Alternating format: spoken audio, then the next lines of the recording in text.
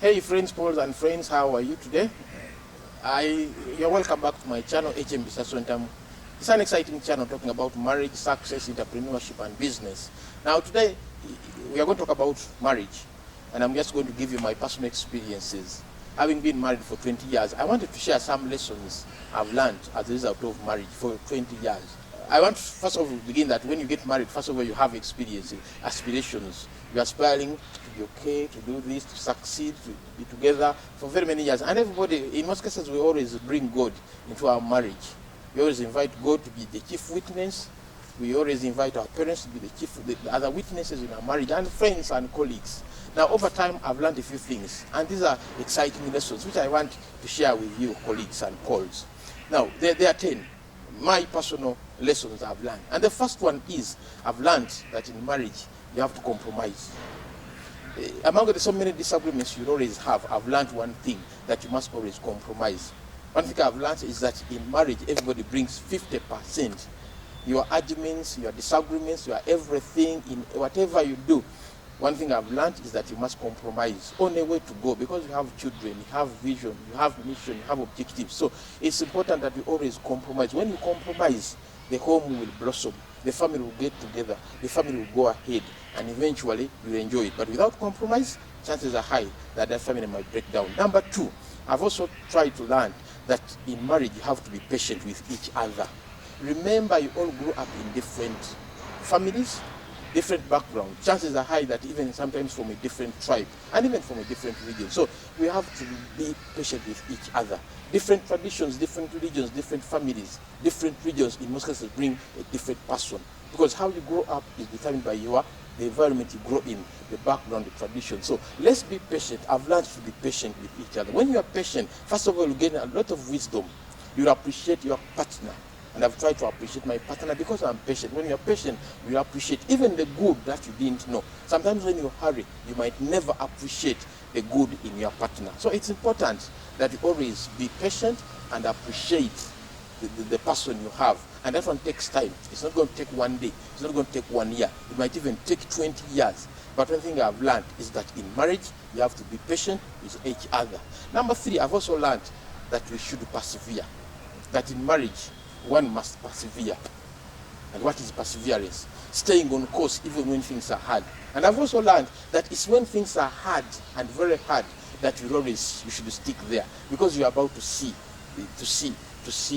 results.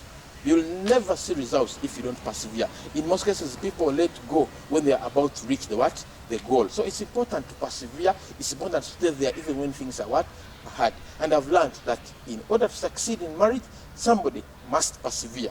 And my perseverance have taken me 20 years up to now. And I don't want to believe that's about to break. It's only getting stronger. Remember, it gets stronger as you persevere more and more. Number 4, I've also learned that in marriage, somebody must listen to each other. I've learned that you must listen to each other. And listening brings you wisdom. You'll get a lot of wisdom when you listen. You'll get a lot of knowledge when you listen. And you'll get a lot of praise when you listen. So I've learned that it's very important to listen to each other. When you listen, you get a lot of wisdom, you get a lot of knowledge, and you get a lot of good things. Because when you don't listen, you'll never understand. In most cases, people jump on conclusions before listening. So yes, I've learned that for marriage to be okay and to be successful, one must be a good listener. And I've learned to listen. Now the other one is I've learned to learn. I've learned to learn. Because every other day, we always say, somebody learns from the day he or she is produced until death. And I've learned that every day somebody must learn new things. There must be new things you learn every day about your partner, about the family, about your vision, about your mission. So it's important to learn every day. Secondly, in addition to learning, you must also relearn your colleague. You must learn your partner. You must relearn your partner. You must relearn those old traditions. You must relearn everything. Every other day, there must be something to learn. Number 2, there must be something to relearn. There is also something, every other day, there must be something to unlearn. About the bad things we learn over time. Remember, this is a person you did not grow up with. So I've learned that in marriage, there are things you must unlearn every day if that marriage is to last. Without learning, without relearning, and without unlearning, you might get challenges. The other thing I've learned is that it is very important to give it all. It's very important to give your brain there. Think about your marriage every day. It's very important to give your heart there. It's also very important to give your body for the marriage to do what? To succeed. Give it your ear, give it your mouth, give it your brain, give it your heart. Never say anything bad about your marriage, because when you say it, you'll never get anything out of your partner.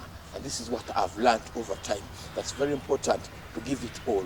Your mouth should always be a positive thing, should be a positive tool about your colleague. Because when you say something bad about your colleague, God will take away everything good about your partner. Then the other thing about communication, you must always hear something good about never accept anything bad about your partner. Don't take it 100%, because 97% of the people out there do not want that marriage to succeed. I must say it, and it's not a very good fact, but 97% of people do not want that marriage to succeed. So make sure you guard your ear, make sure you guard your mouth, make sure you guard your brain, and make sure you guard your body. And this is what I've learned over time. I've also learned that in marriage, every day, you must reflect on why you got married. Every day, for a marriage to be successful, you must always practice reflective practice. There must be reflective practice every day, so that you reflect why you got married, how you got married, and what made you got married, and possibly when. Those fake questions, you must answer them every day. What happened that you got married? Number 2, how did you get married? That you invited God to that marriage. Number 3, why? There are reasons why. Don't forget those reasons. Don't forget those reasons. There must be those enduring qualities in your partner you saw, you wanted. They are still there. Kindly don't disregard them. Those enduring qualities in your partner, you must think about them every day. Reflect why you got married. When did you get married? How did you get married? And what did you do? Remember, you did something holy. You invited God in that marriage. So God must always be there. You cannot succeed without you practicing what we call reflections every day. Take time off to meditate, to reflect why you are in that marriage. When you do it, you'll see yourself enjoying that marriage. Then the other one is that I've also learned anger management. I already talk about anger management. I've learned to manage my anger. Because if you don't manage your anger very well in marriage, you don't have a good marriage. So I've learned how to manage anger, self-discipline, controlling my anger. Every other day, there's something that annoys you. So make sure, never go in the trap of annoyance. Make sure you manage your anger very well. You control your anger very well. You regulate how you think. You regulate your emotions for a marriage to be stable. Then finally, I've also learned to be optimistic about marriage.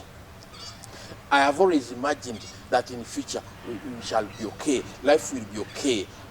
Tomorrow things will be better. So I've learned that in order for the marriage to be fine, to be stable, I've learned optimism.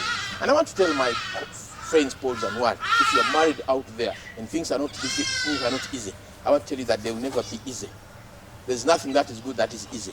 Even heaven is the most difficult thing to go to, but also the easiest if you understand the norms and cultures and traditions of where we are going. So marriage is the best thing to happen in this world, because it is God ordained. The scriptures say, if you're not married, chances are high you'll never go to heaven. So let us stay there. In the thick of it, it's when things are difficult that you should always stick there. Thank you so much for tuning into this channel, Bisaso account. Kindly wait for more exciting and interesting videos on your way. Thank you so much. God bless you.